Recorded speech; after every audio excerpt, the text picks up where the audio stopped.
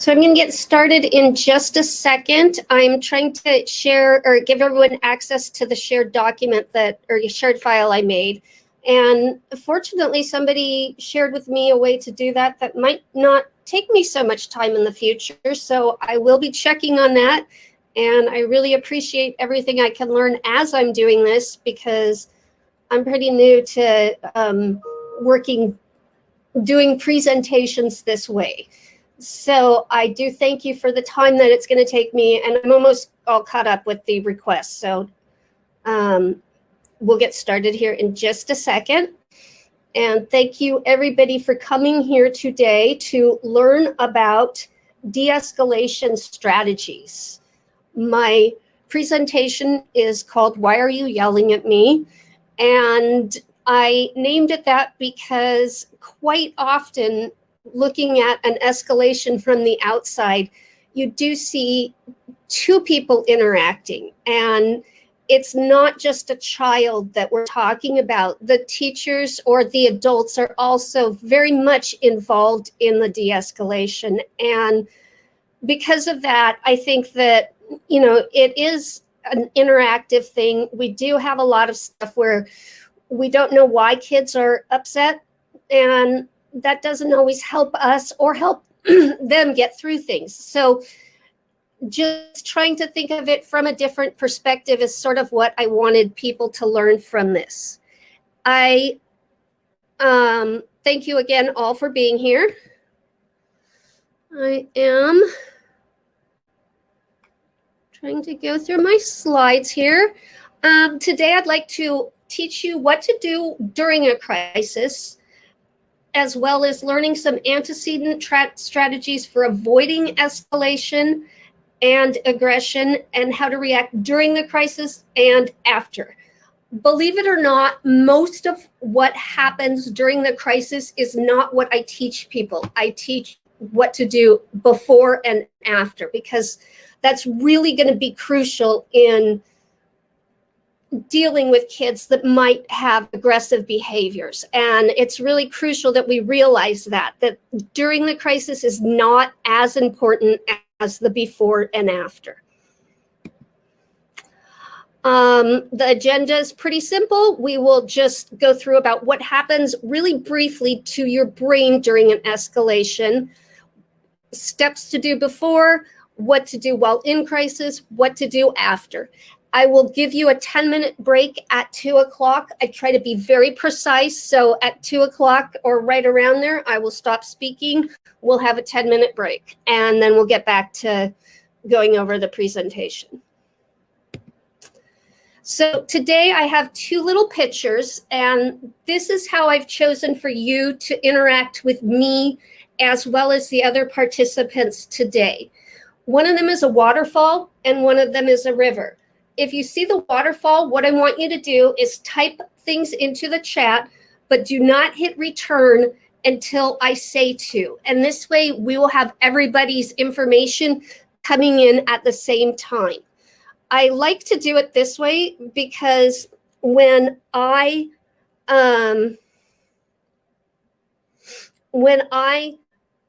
do presentations, if I see a question, I sit around and wait and see what other people type in. And sometimes I'll be hesitating to share what I really want to share, almost looking for permission from other people. And I don't want you to do that, because you're entitled to share what you want to share. And I think that is at sometimes how we get the best information. There is also a way, the river, I just want them coming in at the same time. So slow moving river, quick turnaround waterfall. Those are my ways of doing it. But I will just let you know that's kind of how I try to manage chat in a way that everyone feels like they can share what they want, and at the same time, not holding back when we might have information that would be of value to others. So our first icon and slide is who am I and who are you? Now, type things in as a river. I will love to read who I've got with me here today. As far as who I am, I work at the ESD, and I am the regional manager or a regional administrator for systems of behavior. And what I do is I go out into our district and I help schools that are having problems with students. Many times it is student specific, sometimes it's classroom specific, and sometimes it is whole school behavior strategies that I'm teaching people. My background started when I was a young child, and I used to do things to get out of learning, and I was pretty successful in my behaviors, not really knowing, what I was missing out on, but I didn't really enjoy school as much as I would want to. And then I graduated, and my mom told me I could either go to school or work. So I chose what I thought was the easier of two paths. And I learned that I loved college. And at that moment, I was hooked, and I started really digging in deeper. And my big areas of interest were behavior and psychology. So that is sort of how I started down my path. If you want to type into this chat, what brought you here? What do you currently do that made you want to learn more about de-escalation strategies? And feel free. This is, the best way that we have to get to know each other. I do really enjoy learning about each other. I love doing live presentations. There's nothing that can replace that connection you have of seeing someone face to face. It has been very interesting this past year because I've been able to teach people that I never had the reach before because nobody could come to me from different places. I had someone attend my conference on autism from Hawaii. So pluses and minuses and everything. But that's sort of how I came to do what I do right now. I'm also a BCBA, and I'm not going to say I primarily work with students on the spectrum, but I do a lot of work with students on the spectrum. Thank you, all of you who are sharing what you do. It looks like we've got a big variety of people, and I am so glad you were here learning with us.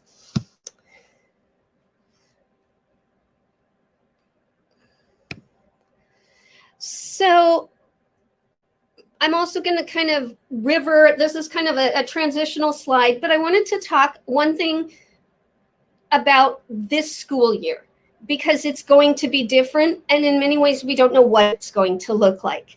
When I went to sort of do some research on how do we set up and how do we plan for this school year, there was so much information that I was overwhelmed, and I don't know that any research has been done because last year was so strange and not a lot of data was collected on what worked, what didn't, and we don't even have all the answers for next year.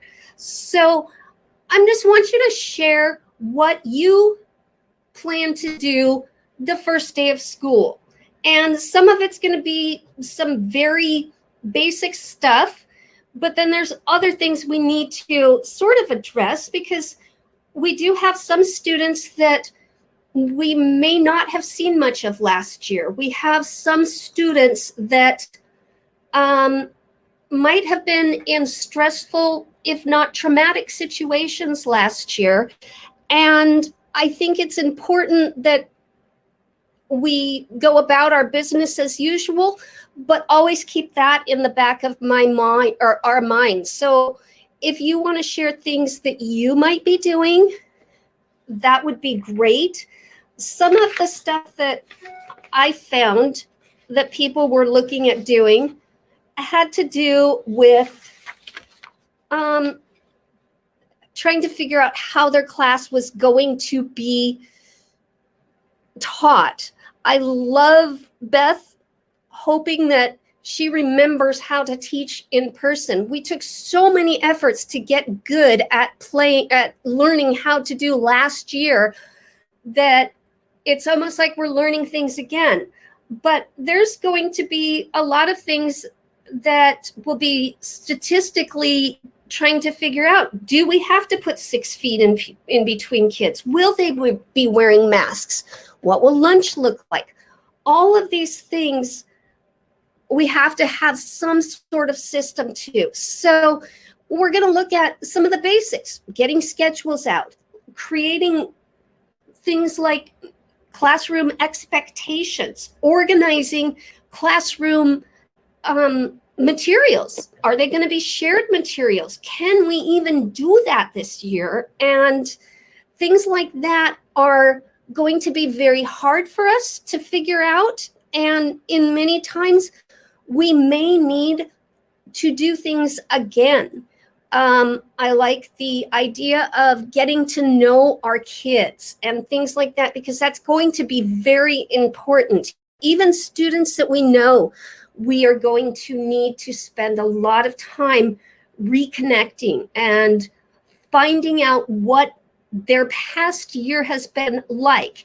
And I know in some cases, I work with a lot of school districts that have had their kids in school, and that's great, but there still will be changes. Will people's faces be covered? One thing that I really worked hard this year was sharing with other staff how hard it was for students to not be able to see their teachers' faces. And they were starting to show data that said kids that typically were getting in trouble believed that behind the mask was always a frown or a look of anger or disapproval. And that was really sad to learn that most of the kids were interpreting masks as being them in trouble if they had previously had behavior issues. So it'll be important to figure out, if we do have to wear masks, how are we going to be able to communicate with our students that they're doing okay? A lot more facial cues are not going to be allowed. If that is the case, are we going to be able to do thumbs up, things like that? You know, just ways of communicating with kids in the event that physical proximity isn't going to be as allowed or anything. And the big thing is, we don't know. And it's hard to sit there. I noticed we had some administrators in here. People come to you with questions, and I can't even imagine how many times you've had to say, I don't know this year. So that's a hard thing, but we really don't know. So we're going to have to prepare for a lot of things. I found this, I actually have used this quote before because I deal with de-escalation.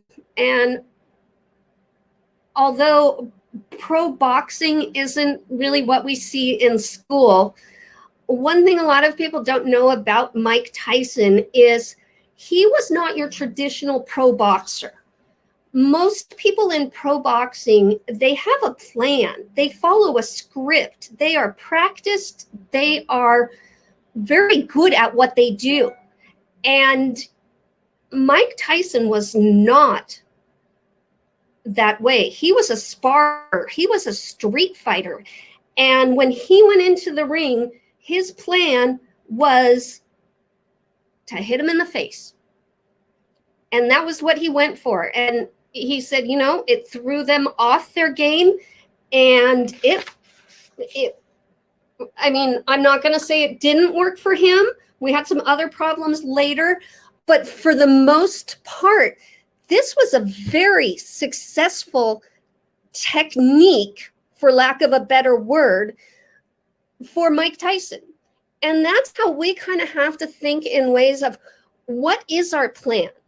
Because Mike Tyson's plan was to throw them off guard. Even though he didn't really plan on doing that, that's what it did. So when we have students coming to us, we need to prepare for them to put us off guard.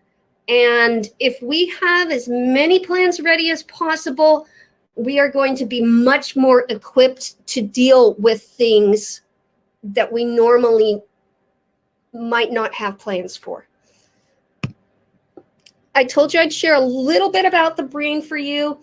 I don't know as much as a lot of my colleagues, and if people want to jump in and share anything they want to know, this is not as much my area, but I will share that your brain changes when you are escalated.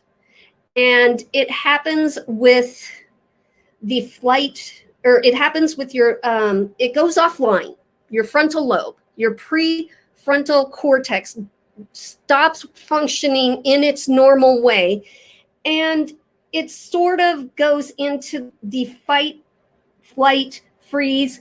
And I actually recently heard a new one called fight, flight, freeze, or fright. So it's kind of like when you posture. And I use this to tell a lot of people that, you know, a lot of kids that get escalated, they're never meaning to throw a punch and quite often never do. But they posture, they get their shoulders up, they look like they're ready for a fight. And that's different than fighting. So what they're doing is they're trying to scare you. And that's the new term fright that I heard recently. I'm like, that makes a lot of sense of what I have seen in escalations. But one of the things to remember in what happens to our brain is one of the very first things that stops processing is our audio processing. So we aren't hearing, we're not listening, we're not able to work our brain in the hearing. So knowing this changes how we should be reacting to kids, because continuing to say things may not quite get there. And this happens on many scales to many different people. And when I explain it to people that are like, no, they can hear me. And I'm like, well, okay, so think of when you are in a car and you are lost. One of the first things an adult will do while lost in a car is turn down their radio. They don't want that to be interrupting them. They want to use their eyes to find signs and look around. Now, this doesn't happen as much with people because we've got all of these GPS things. But in the old day, you're riding in a car with mom, she's lost, and she tells you to be quiet because she's lost. That is our brain going into sort of a fight, flight, freeze, fright, whatever we want to call it, where we are not processing our auditory as much as we were before.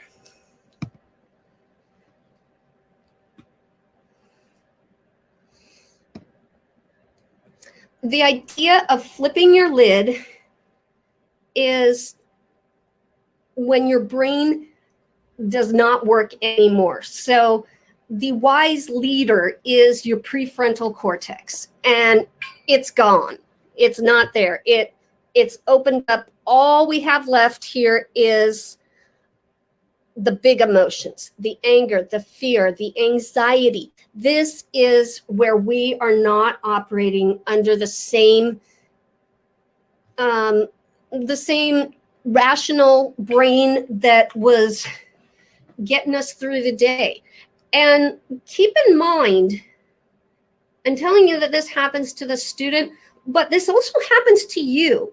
If you are scared, if you are off, kind of off your game, that can happen to you. You're not thinking as rational either. So it's important to know this about ourselves. One of the effects of too much, here's a bunch of effects of too much cortisol in the brain. And some are long-term, some are short-term, but the main thing is, it is affecting our brain. Brain damage. Somebody who is constantly in a fight or flight stage, it is going to affect their brain. You're going to see kids with poor social skills, low verbal skills, memory impairment, aggression, impulsive, anxiety, disassociation.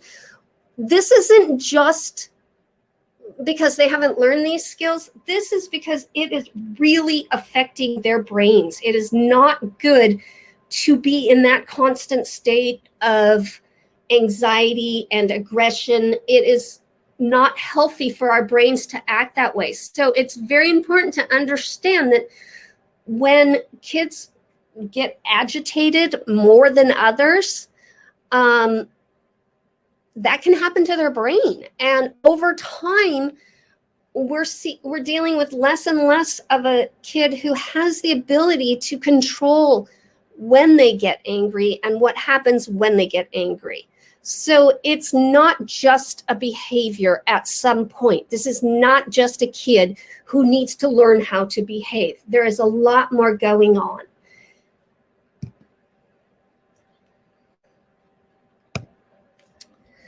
Some of the obvious signs of escalating behavior is arguing, verbal abuse, noncompliance. This can be either passive or active. And quite often, I like to think, as an example is I was your very passive noncompliance person.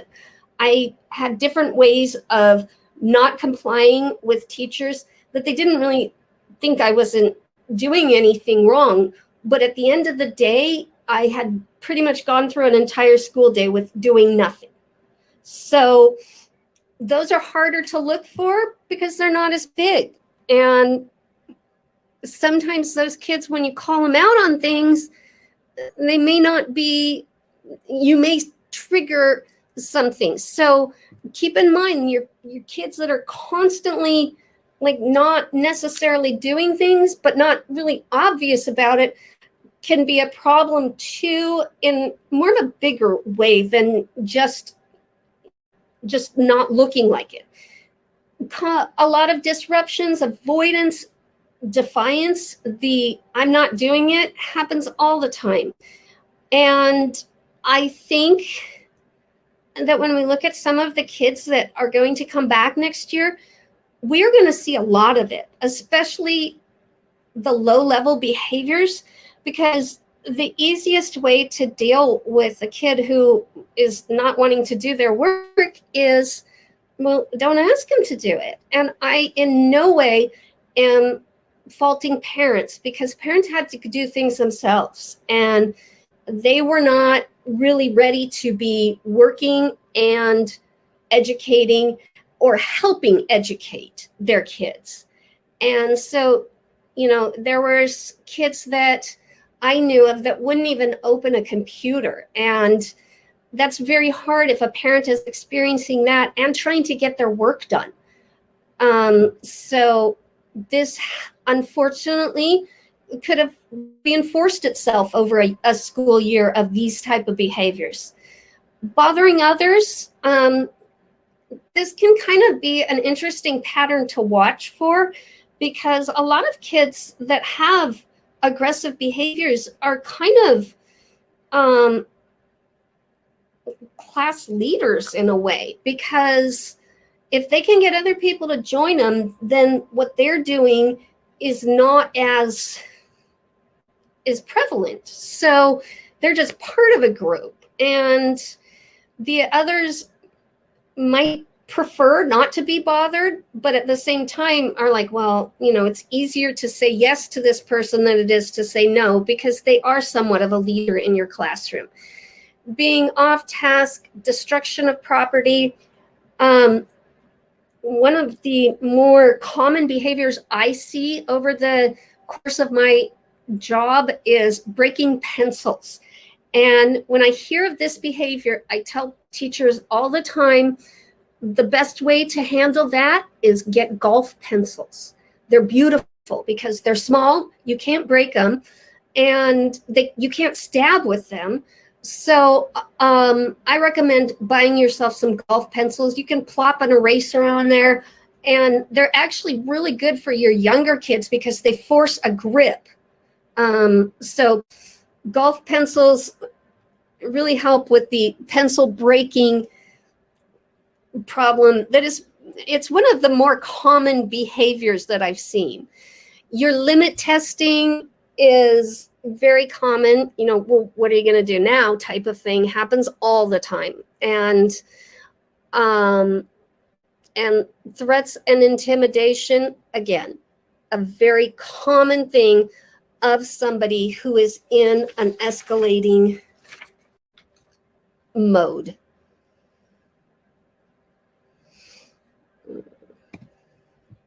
And if at any time anybody wants clarification or would like to interject something they know, please feel free to. I am watching the chat, so I do pay attention to what you're saying. Oh, and Paige, yep, like I said, they hated them. Yeah, I love it. The golf pencil thing. Most kids, they're not going to love them, but the one thing is, if they're used to them, they know nothing different. So I do like it when you guys interject and say things like that. Thank you so much, Paige. This is an escalation cycle. It is one of many, and they all look roughly the same. They all are somewhat similar, but slightly different. So I'm just going to kind of go over this one and talk a little bit about it and let you know that that they are all different, that every escalation cycle is different with every kid, and it is also not always follow the same nice path, because that would be too easy. You could sit there and watch, okay, we're in acceleration, here we are at peak, we're going to go down to de-escalation. Doesn't happen that time. I have seen kids quite often at the de-escalation stage bounce right back up. So this is an example. It is not the only one. And it is also not always correct using the language, but there's just variations, but the words pretty much all stay the same. So we're talking calm is where everybody starts. We are hoping everybody walks into your classroom in some state of calmness. And I can tell you that does not always happen, because it could be from the moment they wake up in the morning, not quite going their way. So we don't know that. We would love it if everyone was calm walking into our classroom. It doesn't happen that way. So we hope to get them back to it. But if a kid starts being agitated, we're looking at triggers. Is that something we did? Is that something that just triggers them naturally? Doesn't matter, but there is something typically that comes before the behavior. The behavior starts at an agitation, acceleration, and then the peak. This is depending on the child, where things could go bad. This is where you need your help. And this is where you're going to start the strategies to de-escalate the child. But keep in mind, it's not that easy. You may have a whole nother class there. You may not know what to do. So here's where I am going to help you and hopefully walk you through different things that you can do. Afterwards, there typically is a post-crisis depletion. There is something that happens afterwards where they have actually just kind of lost it. During this phase, I've seen kids fall asleep. I mean, literally crash, and they're out. And after that, they recover. There is at some point a return to normalcy. There is at each stage of this things that we can do from the beginning till the end, and ways to interact with the student that will help the situation. And that's what we will be covering, of course, today. and that we are covering. Trauma-informed care. This is really interesting because I have taken a lot of trauma-informed classes. I've done the ACEs courses. I wanted to see if there was anything new, because I think after the COVID crisis, I think I can say that at some point everybody has now experienced some sort of trauma. All of ours is different. Everybody went through it differently, and that's okay. But how do we provide care recognizing that the trauma is almost systematic? We know it's happening out there. We don't know to what level, but we know it's out there. So one thing that we can really do is make sure that we have the right responses to trauma. We are not re-traumatizing people. And that can happen sometimes when I'm working with a kid. There are kids that will work for treats, food, not necessarily candy, but it could be granola bars, things like that. If I have a child that I know has ever experienced a situation where their family did not have enough food, I think that I've told people, don't put that in as a reinforcer, because food is traumatic for that particular child. And we need to make sure that we are not using that as a way to re-traumatize them. So we need to make sure that we are doing things in a way that is caring and recognizing if they have trauma and what we do. One of the big things that I have read says that we need to make sure that we are changing our mindset from what is wrong with this child to what must have happened to them. And doing that, a shift in our mindset is going to be far more beneficial than any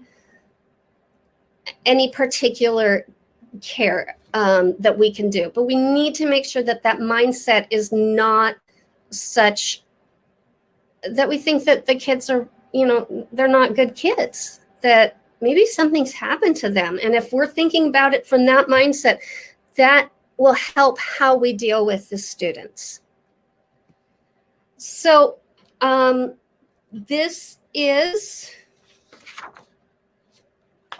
my poking the bear. And in a second, I'm going to have you kind of type in what you would do. But I cannot tell you how many times I have showed up at a school and I have been told, well, we don't know what we're doing wrong. We've removed all triggers from this child. And I'm like, all triggers? And I mean, I've seen IEPs written that the behavior plan says, never tell this child no. And I'm like, that is not necessarily going to help the child, because there are certain things that we have to do to prepare a kid for life. They are not going to be in situations where they are never triggered.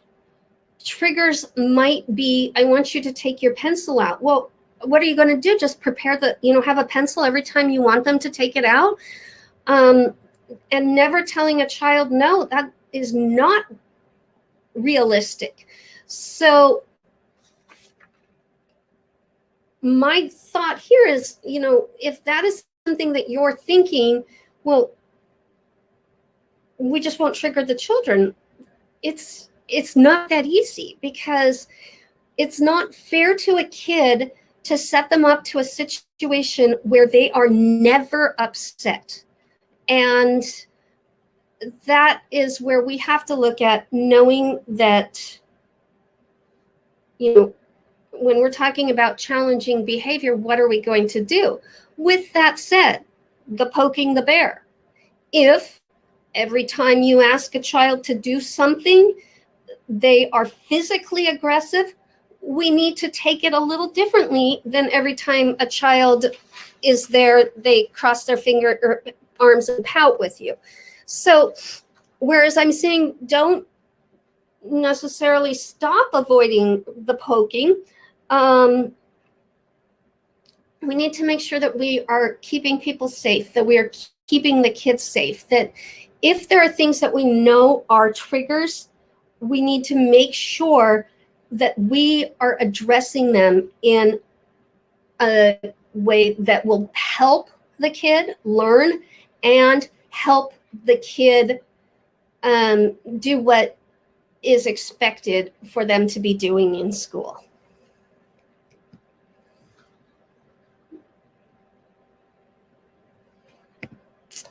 So here is where I'd like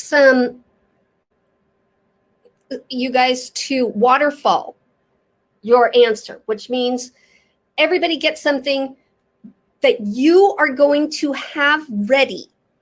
And I am going to give you a suggestion, and if everybody types in what I'm going to say, that's fine. But my suggestion is I'm going to have a calming corner. Okay, there's one suggestion. So I'm going to give you a minute to write down what your plan is if you have a kid that appears agitated. And as soon as I say go, everybody hit enter, and we're going to all see what we think or is a good idea to have. And I guarantee you, anything you think of is better than no plan. So just in your mind now, even if you come up with it right now, type something in, and then as soon as I say yes, or as soon as I say go, everyone type it in so it looks like a waterfall. So I'm just talking, but in a minute, I'm going to say hit the enter, and then we'll have them all going in.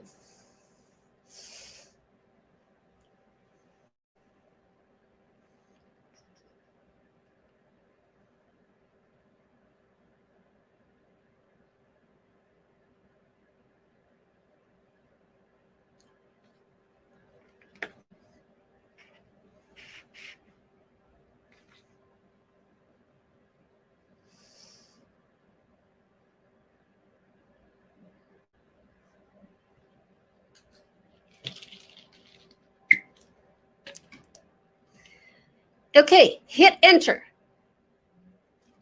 Oh, look at them. Beautiful, beautiful. Look at that. Need a break card. I have some areas with their work.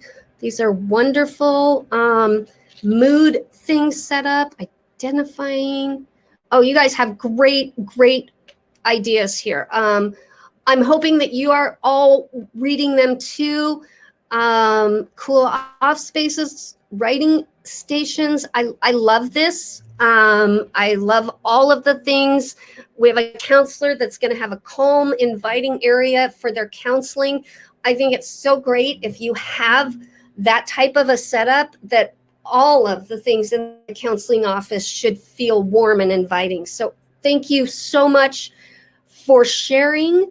And having some verbal cues ready. That is great. Those are wonderful ways of looking at what I'm going to do. The best bet you have to avoid an escalation is to be prepared. And in fact, they say 80% of your energy in behavior management should focus on preventative strategies. So that's most of it. I mean, 80% is so important. And some of them you're not going to know right away because you'll get to know the kids. But, be able to pre-teach. Most of these things that you guys have said are wonderful. And the only reason I say most is because I haven't actually read every single one of them. But just the fact that you're using your thoughts of what am I going to do to prepare. But other things that, using your eyes to make contact with kids is important. keeping your classroom pace moving.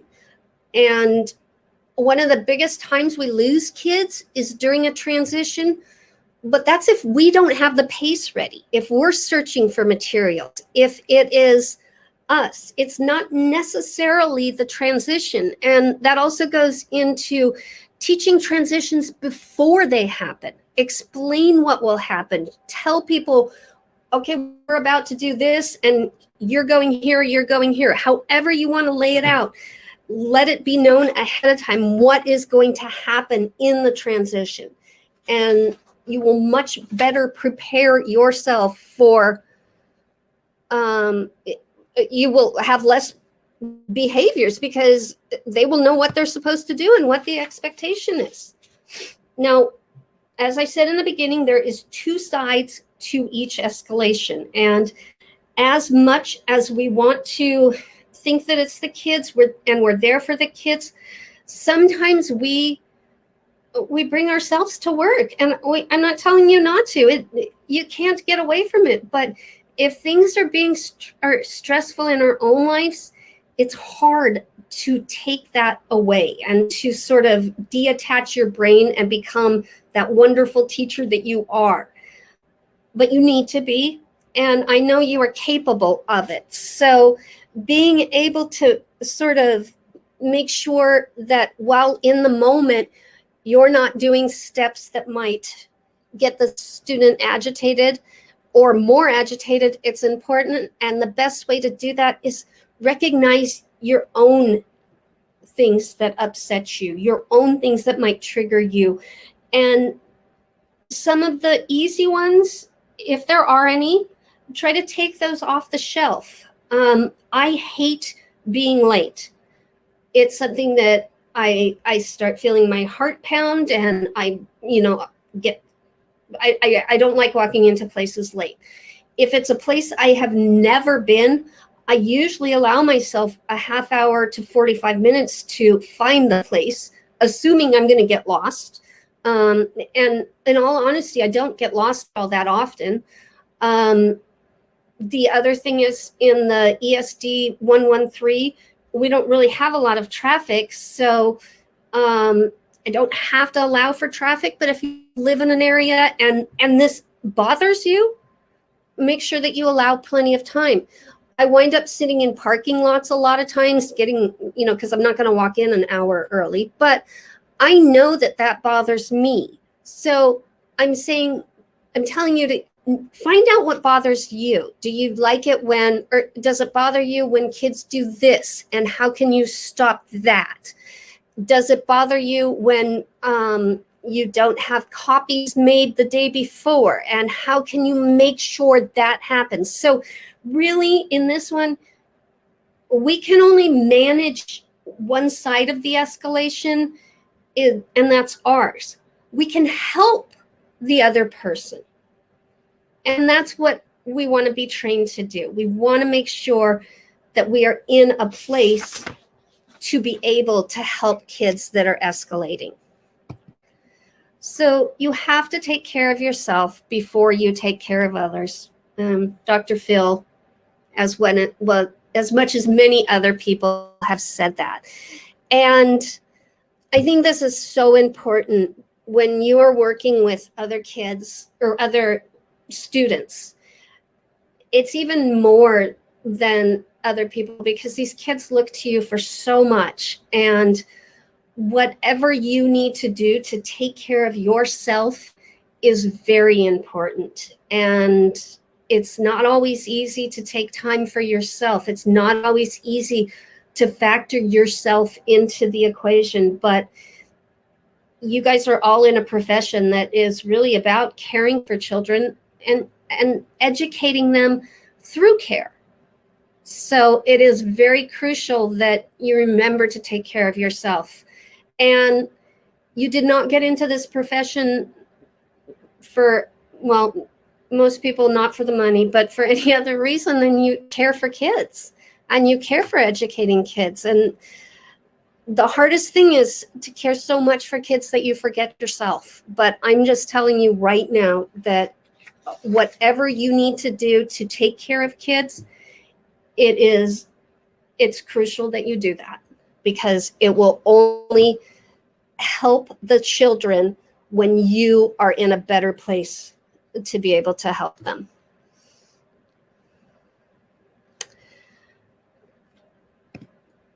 Some of my slides are going to be from CPI training because I do that, and not that many, but some of them will be. So if you've ever done CPI training, they'll look familiar.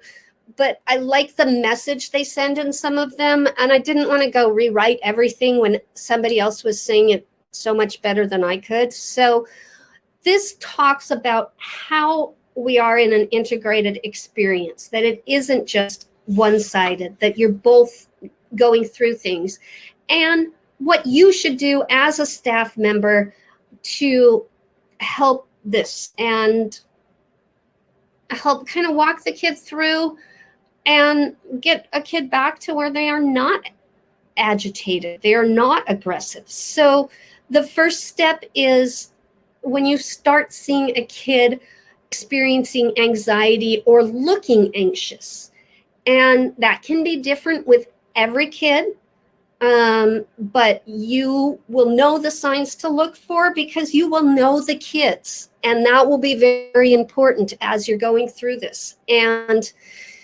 once you see it, it is not the time to figure out why they triggered, but it is the time to be supportive. That is when you're going to offer the, what can I do to help you? And really be listening to the kids, and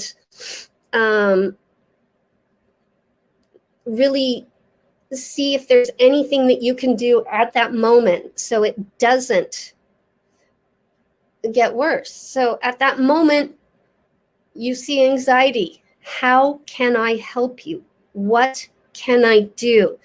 These type of questions are very important. I'm here for you. You're talking to them. You're letting them know how important they are to you and how can I help you? The defensive, we kind of talked about it early. There's a lot of signs. Posturing is a big one. At this point, you need to start kind of amping things up. Now, I'm not talking about challenging.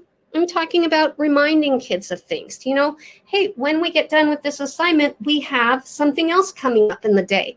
So something, you know, to motivate them, to positively reinforce what is happening in their day. And you're not delivering consequences. You're not delivering ultimatums. You are just saying, you know, here's what we need to do. And you might even offer, you know, help. It's not okay. It's not bad at any time to offer to support a child. Risky behavior. This, again, as I said, was in a crisis mode. For the purpose of this, let's just say you start seeing a kid getting a little more agitated, and you do not necessarily are you going to get in a physical intervention, but we'll call it physical in the way of you might want to do something. This might be the time that you might want to get people away. And I can't stress on how important it is to try to get a child to a place where it's just you and them, because, and it can be a place in your room, because nobody wants people to see them in this state. And it's a better way to go through this experience if you are physically talking to the kid. There's no audience. I'm not talking clearing the classroom, because in this case, we're not really saying a risk behavior is physical. Let's just say it's a place where a kid may not want other people to know they are. And hey, can you come over to my desk, you know, my nice calm corner, and talk, something like that. So at some point, you might want in this stage to move a kid away from an audience. And after all of this, we've got the tension reduction. And as a staff member, we're giving therapeutic rapport, because it is important when we have had physical, not physical, but it could be physical, when we have had an escalation of any type, to make sure that that relationship you have with the student is repaired and is back to normal. And in many times, those relationships grow because of these escalations. Before I get to the next slide, I do want to comment on what Teresa said, and I really like how she shares herself with her class, because that's an important part of getting to know your students, is building relationships, and it's so important. And sharing kind of the real life. Did I wake up on the bad side of the bed? Did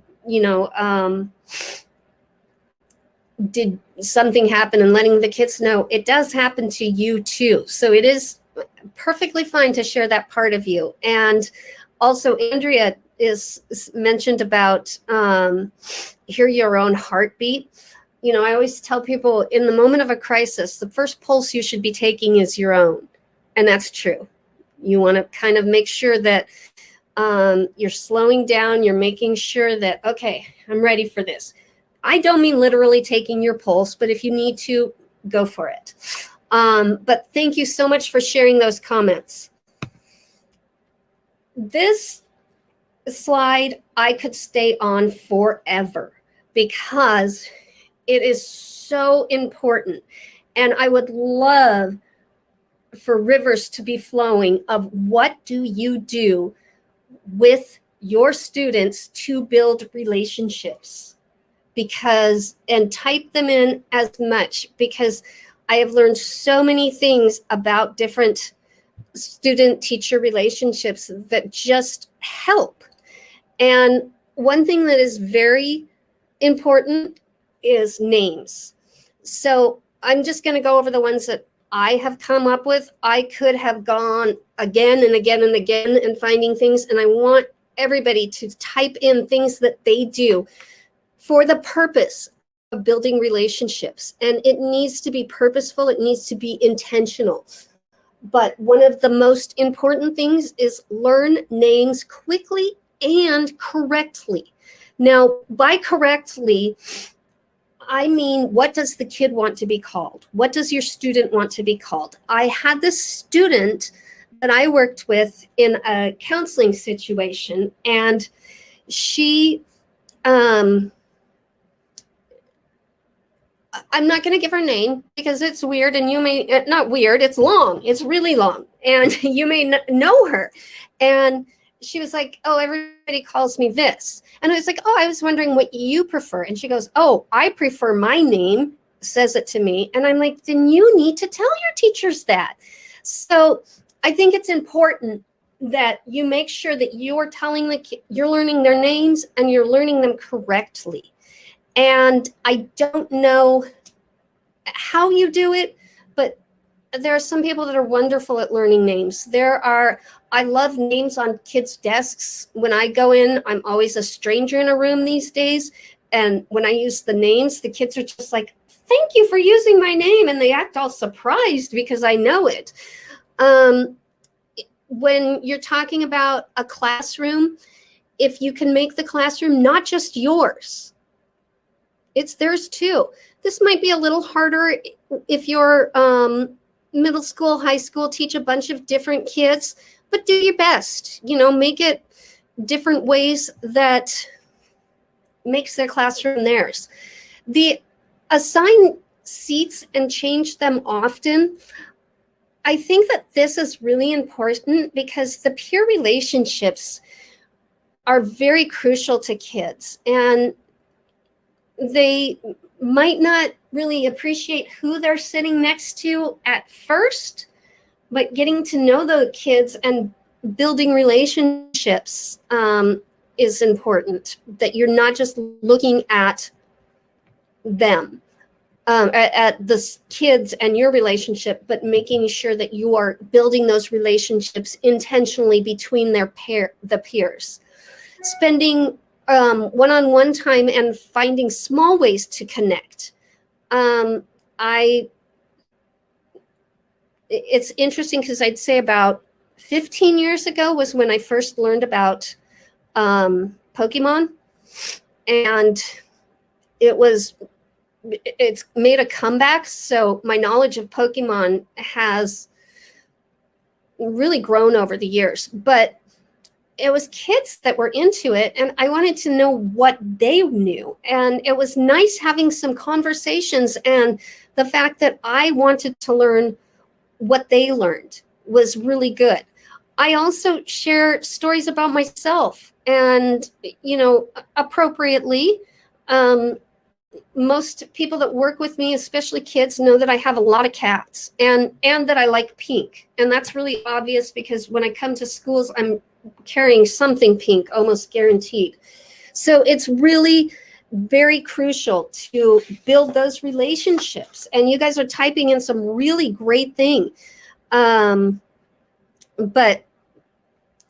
just knowing them. One thing, develop an interest in their interest, having a sense of humor. Kids like being funny. They like it when you're funny. They like it kind of if it's not always so stressful.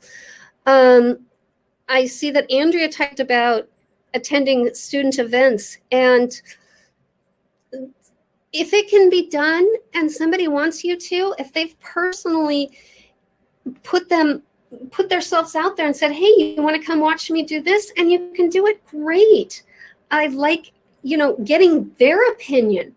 Sometimes it's interesting because you can invite a kid over and say, hey, I'm thinking of, reading this book or going over this sheet of paper with the class. What do you think? And, they enjoy learning things. So as much that you can share about yourself. And I'm just going to, I like that you guys have so many ways that, you're sharing your teachers. You don't know everything. When I teach my courses, I'm like, please, if I'm sharing something that you have more recent information, if I'm sharing it wrong, pipe in, because I don't know everything. I'm not even anywhere close to knowing everything. And in fact, I always tell people my best ideas I've simply borrowed from other people, usually with their permission. But sharing who we are is a very important way. And I guess the main thing from this slide and all of the things that you guys are typing in, I just can't emphasize how important these relationships are and how much more you will be able to teach these kids academically and as human beings. Most things that we know from kids or that we remember about our teachers are the personal relationships. They're not teaching us something as much as those relationships. And it can be hard sometimes. I also, and I quit about 5 years ago, but I taught a high school gymnastic team, and I always made sure that anybody who wanted to could turn out for it. So I would get a lot of people turning out. And so it's hard to get to know them all.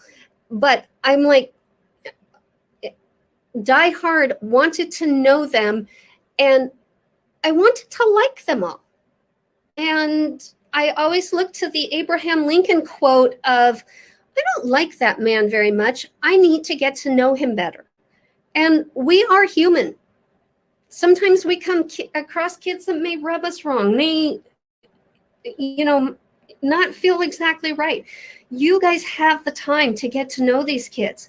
You may not think it doesn't take that much, but, there are times that you can spend to get to know these kids because it's really important to build those relationships. So my clock just said 2 o'clock. While we're on the break, if you want to think about more building relations, that would be great. I'm going to turn my camera off for a little bit. I will be back at 2:10. And okay, I am back. I hope everybody enjoyed their break, got to stretch a little. We are gonna move on. I did enjoy I went and read all of your comments about the building relationships, and they were all wonderful. I just cannot stress how important this is. The next two slides are sheets, and these I have in the Google Drive that I shared with you. The first one I use if I'm going through a classroom, and it is just a checklist for you to do in your own classroom that kind of says, is my classroom managed well, kind of structurally? So, look at it. Look at, does it make sense? Are there, does each area have a purpose? In your little book area, is it obvious that the kids can grab a book and maybe sit on the beanbags? When I walk into a classroom, the first thing I look at is, does their classroom make sense? And most of the time it does, but sometimes it doesn't. So it's a good way for you to kind of do a self-check. If it doesn't, try to make it. Now, one of the things that I noticed this year, as far as, is the room overcrowded? A lot of times you do not have control of that. We had desks that were spaced out more than they needed, or not more than they needed to, more than they usually are. That cut down on some free area. But in general, how is your classroom used? And it is just a nice way for you to go and look through. Again, in the Google Drive as well. This next one, I suggest that teachers make this. And this one was done using schools, this particular school's mottos, words of, it might have been like PBIS type of stuff, but their things that they shared were be safe, be responsible, be respectful. So in every area of the classroom, there is a way for you to fill out what that expectation is. And it's very, very easy to do. I also tell teachers with attention signals, I think it's important to have more than just one so that kids are not just listening for one thing. There should be a couple, not too many so they're confused when you do things, but have a couple for them to do. It is also important, if you are going to use a behavioral expectation chart, which I think you should in some way, and these can actually just be over in each area, but make sure in the event that your children are not readers, that you have visual representation of what that expectation looks like. So at this point, you have built your relationships. You've taught your expectation. You have set up a predictable day for education, and yet this happens. This is where nobody wants to be, because you could say this is kind of where they just got punched in the face. They're not quite ready.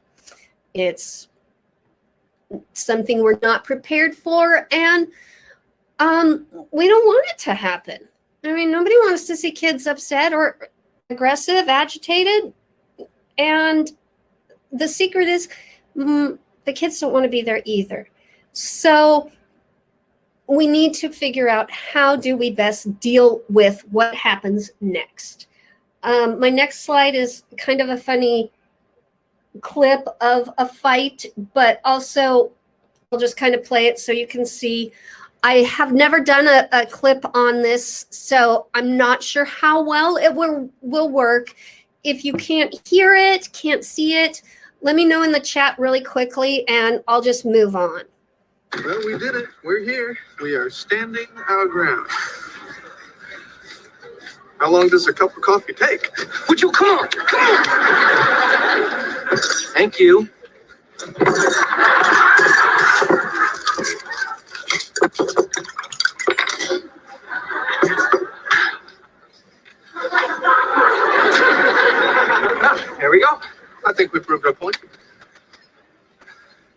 Burn your mouth? Cannot feel my tongue.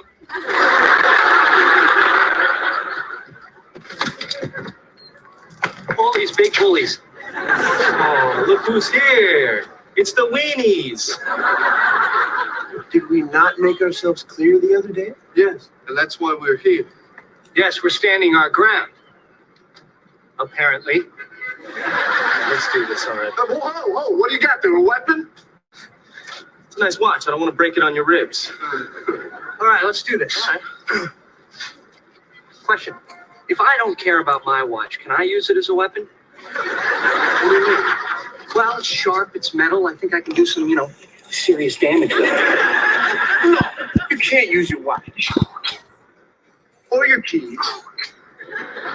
Look, here's what we'll do. We'll put all keys and watches in the hatch over there. All right? All right, come on, man. Let's do it. Before I forget, are we hitting faces? Of course we're hitting faces. Why wouldn't you hit faces? Well, because I have to work on Monday. I have a big presentation. So, I got to show this apartment tomorrow, and, just no faces thing might not be a bad idea. Okay? Nothing from the neck up. All right. Or the waist down.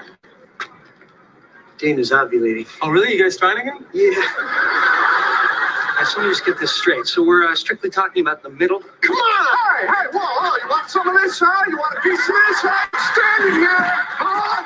Hey, those guys are taking our stuff.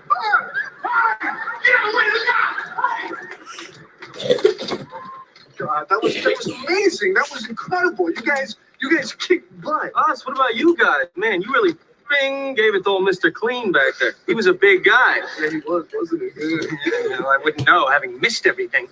Oh, don't do that to yourself. Any one of us could have tripped over that little girl's jump rope. So, listen, guys, are we okay here? We're okay. All right. Okay, so can I have my hat back? No. Huh.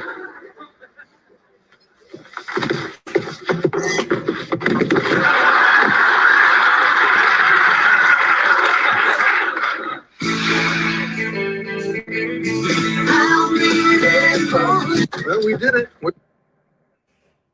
So, little about myself. Most of my clips either come from Friends or The Big Bang Theory, because you can address anything from those shows. I also do a few from Sesame Street, but for this one, I liked that because it was a well-orchestrated fight that didn't really turn out the way anybody thought it would. And that never happens in our classes. Our negotiations don't work that way. It just doesn't. So when things do not go according to plan and you see a child get escalated, first technique here that I'm going to talk about, or first thing I'm going to say, is communicate effective non-verbally. Remember, their hearing might not be processing as well. Doesn't mean they can't hear you. It just might not be processing. So, sorry, what kind of nonverbal ways can you do? How can you communicate with your students non-verbally and do it effectively? One thing you want to do is allow some space between you and the child. Get to the same eye level. I even go lower if you can.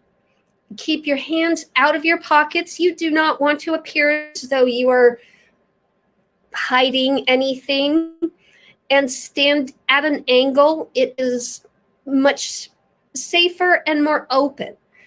The don'ts are: don't touch the student, don't face off, never turn your back, don't point, shake your finger, smile, or argue. Now, I'm going to tell you that those don'ts and even those do's are generalities. But if you know the child, you can vary from it. There are kids that you might know, and a little tap on the shoulder might work for them. There are kids that might appreciate a smile. It might work for them. It might kind of bring them back to who they really are. These are general rules of thumb. Doesn't work with everybody. And again, the relationship is going to be above what is here in writing. They're not bad. It's just if you know a kid and you know something works better, use it and don't be afraid to. Even the turn your back. If you know that walking away from a situation actually helps calm the kid down, that's fine. Just make sure that you're doing it with the idea of de-escalating the kid. It's not going to be the same for everybody. So the part where I talked about getting at eye level and I said getting even lower, I have always used this almost instinctively.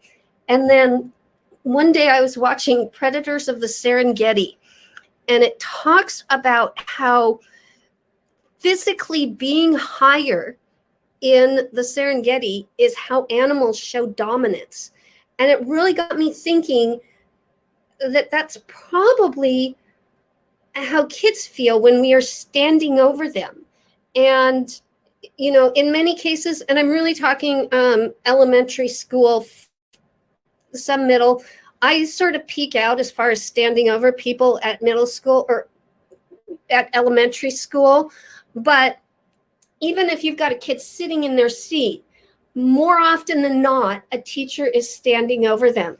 So I think it has the same kind of effect where we're talking about standing over a kid feels like you're trying to overpower them. And so it was really interesting knowing that it happens in other species. These have some other de-escalations. Maintain control of your emotions. This makes sense, but not always done. Kids can quite often be very mean. They know what works. They know the more you know them, the more they know you. Appear calm, centered, self-assured. You want to use a modulated tone of voice. Quite often, as they get louder, you get quieter.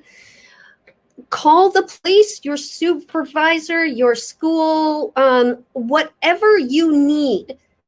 If you are really in danger, take those steps. I say the police, be very cautious when you use this. If you've got, I don't want to put anybody at risk, but make sure that you have a plan. And if you've got a kid that is at that level, they may need that.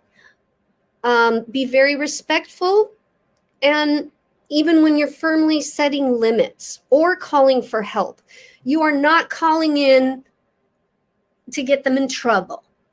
You would say, I'm sorry, I need to make a call because I'm concerned about your safety. Something that is respectful. You're not, hey, if you don't sit down, I'm calling the principal. It's got to be a respectful tone. And do not be defensive, even if the comments are directed at you.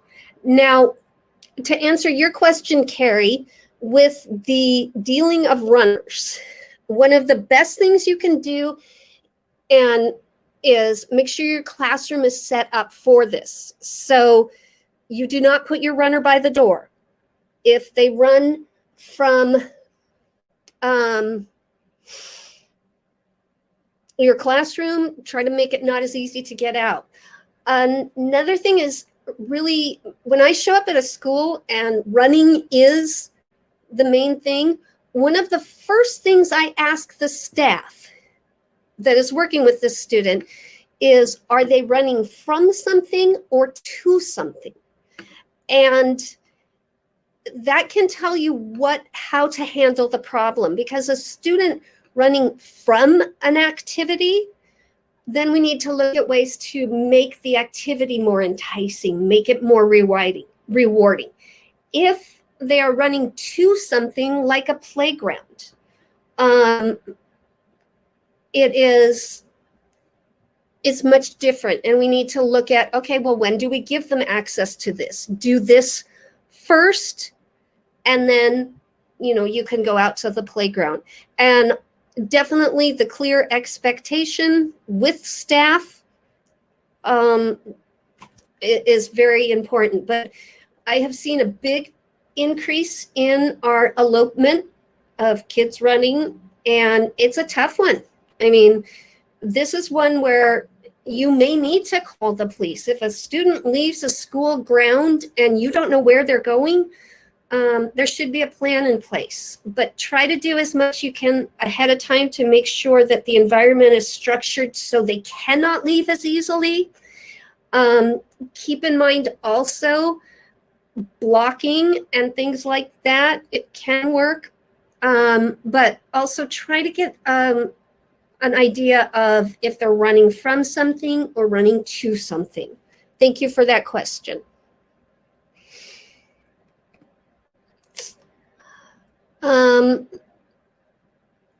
So your verbal de-escalations, explain the rules, the limits, do this calmly. I also, recently, there's always the, if you do this, then you do that, then you get this. I've changed my wording because I like when you do this, because if implies that they won't do it, or there's a possibility they won't. If you start from the get-go of saying, hey, when you finish this, then we can go out to the playground, I think you get a much better reaction from a kid. Also, make sure that the limits are realistic. It is not wrong of you to renegotiate. I am not saying back up and don't trigger the kid, but if you are really concerned that an assignment you might have had the kid do is too hard, go, okay, you know what? I'm your teacher. I might have been a little too hard on you. So let me see what I can do to get through this. So you want to let the rules and limits, be renegotiated if you feel you can. This may not be the time to do it, but you do want to make sure that you're not just sticking to, you have to do this because I'm your teacher. That's not going to work well while a child is escalated. Emphasize with feelings, but not the behavior. So we're talking, or empathize, sorry. We're talking about, I see that you are upset. I can tell that you are sad because you might not know, because you didn't get this. But if you do know a reason, go, I know you're sad because you wanted to be first in line. There's a lot of things that you can do, but you want to make sure that you're not really talking about the thing they did. So you're not saying, I can tell that you're sad because you weren't first in line and that's why you hit your classmate or ran from me, whatever it is. Talk about the feelings. That's the important thing. And respond selectively. It's very hard sometimes to tell the difference between a challenge question and a question for information, and kind of do a self-check in your head. Did this child, would they be able to find the answer without me telling them? So how to do that is just kind of, are there things posted around the room that you can be like, look over there, it gives you the answers. But if you've got a kid spouting off just a lot of challenge questions and you are answering every one of them, it's probably just adding fuel to the fire. Don't yell, don't get loud, don't argue, don't analyze. One of the things that I do, it says here too, the louder the student gets, the quieter you get. when a child is very verbally agitated and I have lowered myself below them, I might also start whispering. And that focuses their brain. I mean, even if they're not hearing all that well, they are going to try to tune in on what you are saying to them. So those are some things to do while in the behavior. There is not much more while it's happening. We'll talk next. We're going to talk about de-escalation, or not de-escalation. We're going to talk about after the behavior and things. But while actually in the moment, there's not a lot you can do. You can be supportive. You can do all of those things. But it's the before that is so important. And now we'll talk about the after, because this is very important too. This is how we learn to not do it again. And this is also from the CPI program, and they have this thing called control, or called coping. And it is what you do afterwards. How do you regain therapeutic rapport? How is it that you repair the relationship and learn from it? And so the coping technique is one they use, and I do like it, so I'm going to share theirs. The first one is control.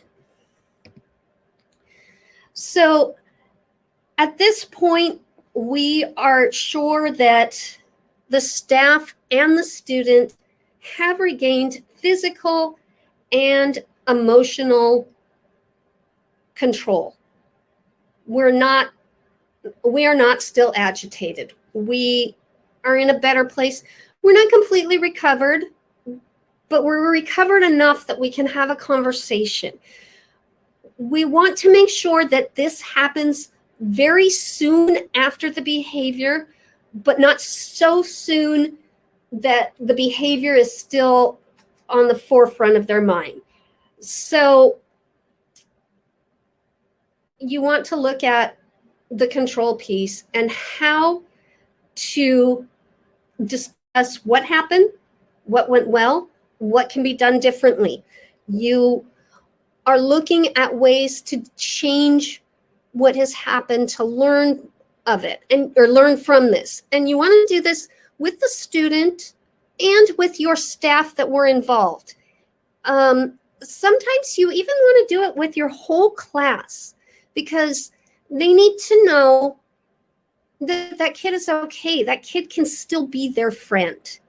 And the control piece is very important. This is a lot of times where you may find yourself making changes in the environment, because I would say more often than actually seeing kids get physically aggressive, I see trajectory items thrown. And one of the most common one I see is a stapler. I mean, it's got that aerodynamics, it's kind of heavy, and it can do some damage. So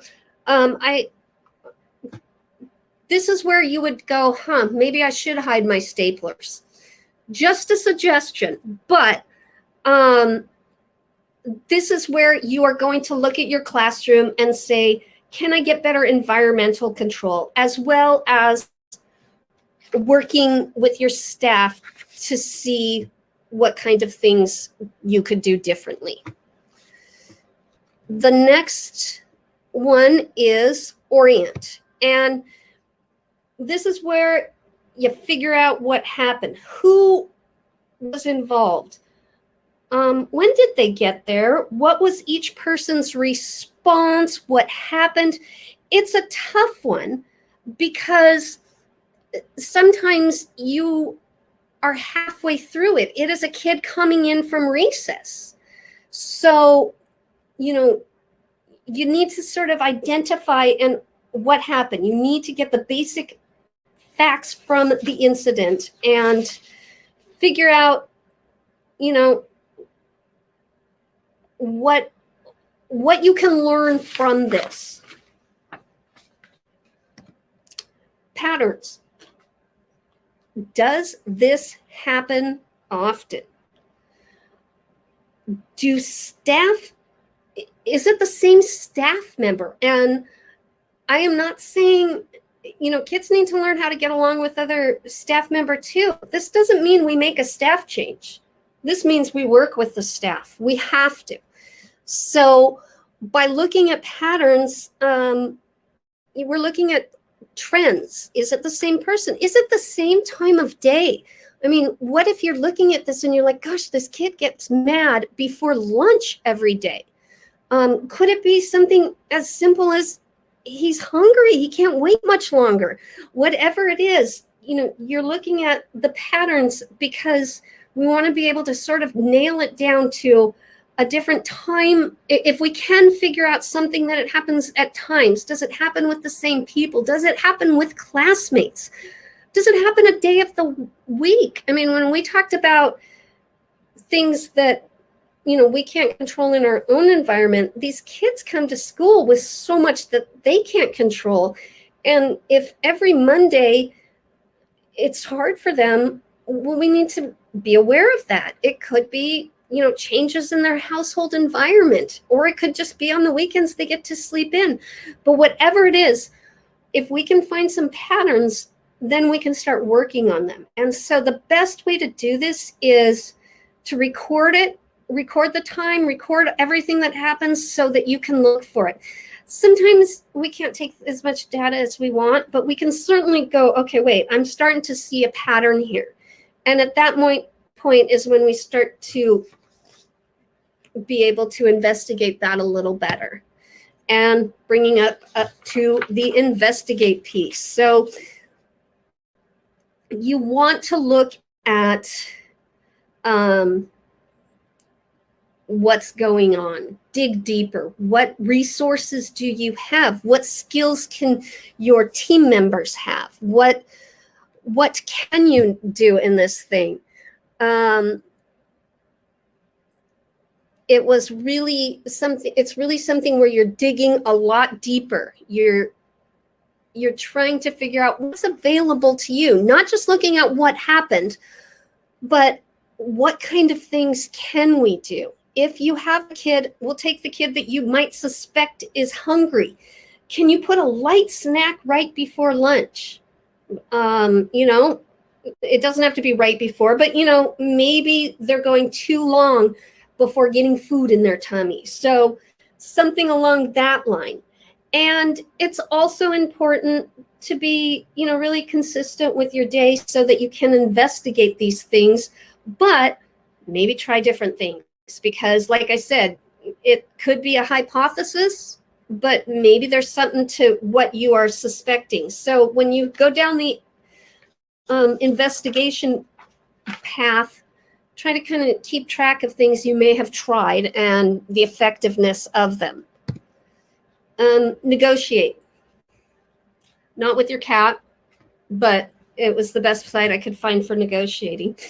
And this is really important with your staff and the student, and really crucial in building that relationship. Hey, why is it every time we do silent reading, you scream and run out of the classroom?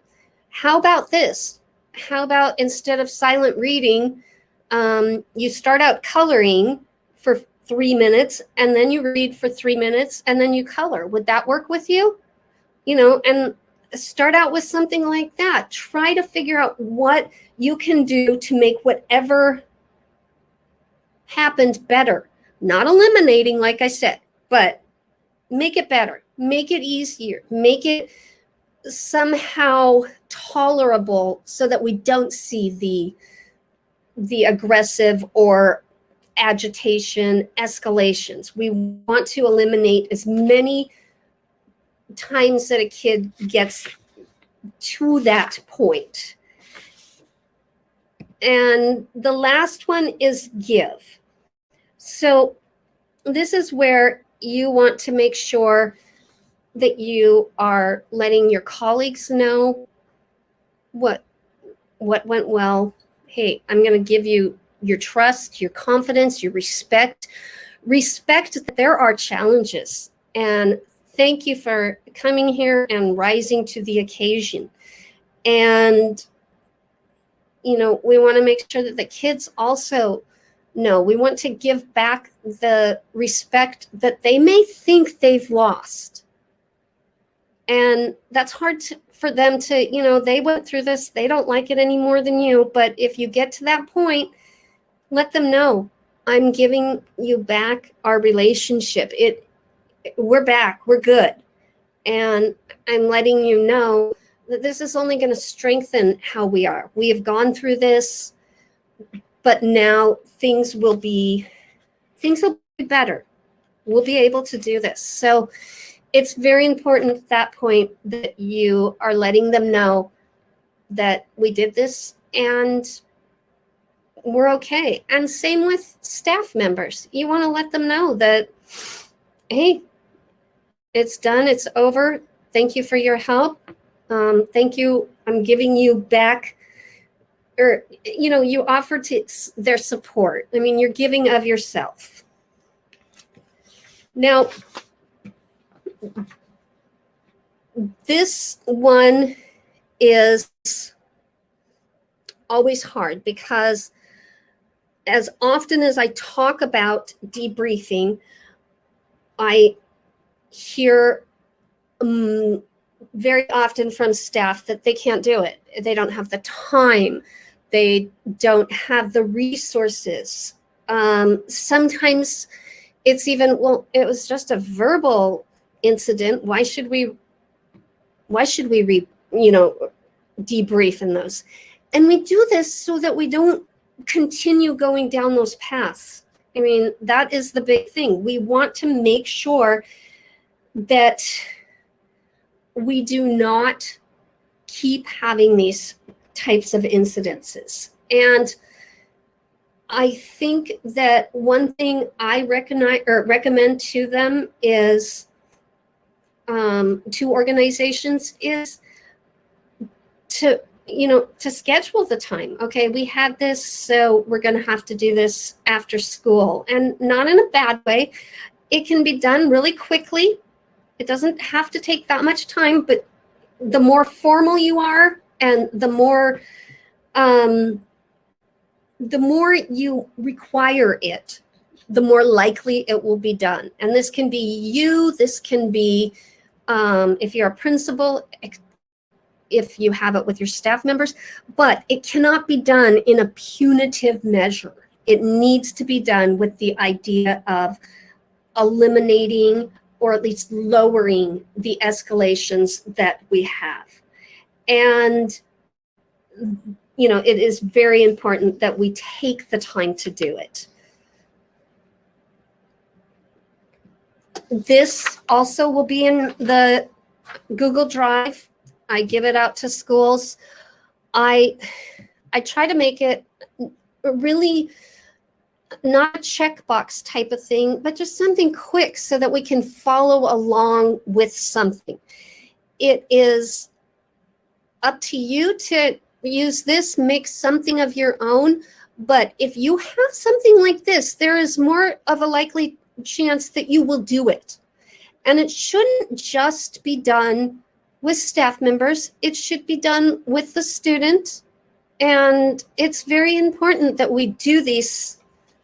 I can't stress it enough. It is just as important as relationship building, and in a way it can become relationship building if done correctly. I included some think sheets that you can use with kids. I use this one, the picture representation. I like it. I don't like the wording of what wrong choice did I make. I like to use language more along what unexpected choice did I make, but I don't have a problem. I mean, it could be a wrong choice. This was one I found, and I do like it because it's easier for a little kid to go through a sheet like this. You'll hear me say this a lot. This needs to be a learning practice. This cannot be punitive. This cannot be a re-entry into class. This cannot be something a kid has to do. You cannot park them at a desk and say, do this. And I know a lot of kids might be adverse of doing this. I recommend modeling. And when I recommend modeling, I say, don't model what you want them to do. Model them as you are the one that did it. So for example, the other night, so here's what I expect from you, so-and-so. Oh gosh, what did I do? You know, last night at dinner, my kids were talking to me and I kept interrupting them. So I was talking instead of listening. And right before them, I wanted to have fun. And this choice hurt me because, well, I feel more upset now. And my choice hurt them because it hurt them, their feelings. I can make it better because I'm gonna apologize to them. And next time I'm gonna listen to them. And I want to make better choices because people will want to be around me. Don't tell the kid what they did. Use you as an example if you want to model something like this with a kid. That's probably the best way to do it. And I think it's a good way to kind of show a kid what you expect without putting it on them. Here is a couple of more examples of them. The first one here has a little area that they could put pictures in and simple circle and things like that. This is for an older child. I really do like the last one. Do I need to make amends? And I really am a big believer in making amends. When we damage a relationship, we need to use restorative practices to restore it. And it may not be exactly how if a kid, for example, rips up another student's work or picture, well, taping it all together and putting it back, it might make the kid feel like they've made amends, but the student that has been the injured party is probably not going to be all that happy about getting a piece of paper that's been taped back together. So I try to come up with a thing age appropriately. You know, can we make them a card? Is there something we could do to make amends in this situation? And how can we do it? You know, can we play with them at recess? Can we sit with them at lunch? Can we offer a bit of ourselves to them? So making amends is a very important thing to build in a student when other people in class, and even yourself, if your feelings were hurt, teaching it in that aspect is not a bad thing at all. Before I move on from these, which are in the Google Drive, I'm going to say one more time. Do not make these punitive. These are for you to learn. If you turn it into something where a kid feels like they have to do it, you're not going to learn anything from him. And this is to help you and help the child. So that's what we want to do about it. We want it to be a sharing experience. Reinforcement during punishment or versus punishment. There are a lot of times that I get calls about, well, shouldn't there be consequences? And I'm like, you know, punishment that does not teach anything is punitive. And I don't think we should be punitive in schools. So if we are punishing kids, it needs to be something that is ending in behavior change. That is what we're looking for. So I do like to just kind of mention, reinforcement is usually the way to go. It is going to increase the likelihood of behaviors happening again. So keeping in mind with reinforcement, the behavior you pay attention to is the behavior you'll see more often. So if you are constantly calling out people for being noisy, you'll probably hear kids being noisy more. So instead of calling out the kids that are noisy, point to the kid who is quiet and say, hey, why can't we all do our work? Or not that way, that sounds snarky, sorry. Hey, look at how great so-and-so is being quiet while they work. Really using behavior-specific reinforcement is important. Why we do a lot of these things is because we do not want to do the same thing over and over again and expect something different. And I can't tell you how many times we keep doing this and this behavior keeps happening. If you are trying an intervention and you are not seeing behavior change, you need to change the intervention. There really is no other way I can tell you it, but that is very important. Oops. So, almost at the end of my presentation, I want you to waterfall in. I'm giving you 1 minute. One thing that you think that you might do a little differently, or one thing you learned today, or one thing that makes me feel like I did not just waste almost 2 hours of your time. However you want to put it, type it in. You got about a minute, and then we're going to all hit enter.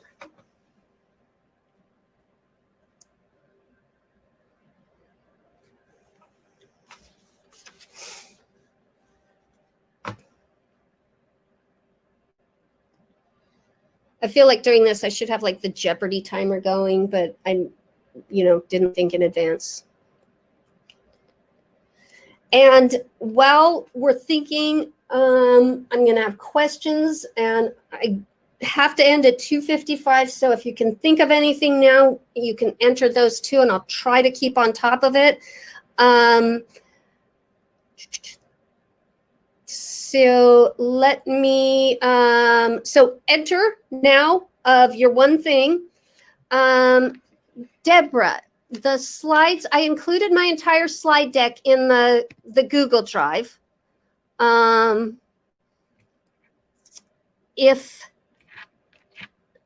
you able to access that? Because all of the slides that I went over today were there. Thank you for pre-plan. Oh, and my cat slide is always good. Yeah, more pre-planning, definitely. Information was fantastic. Thank you so much. Better to have a plan. Yep, and make sure staplers are hidden. I'm telling you. And somebody told me they had to hide their staplers this year. It's always staples. Prepare. I mean, really, we're talking about prepare, and then even the after part is sort of preparing so it doesn't happen again. Found them. Okay, good. I'm so happy. Don't ever apologize. I just want to make sure that we all have this. But thank you so much. I can't think of anything else I need to add. I'm not seeing any actual questions, but thank you guys. You were great.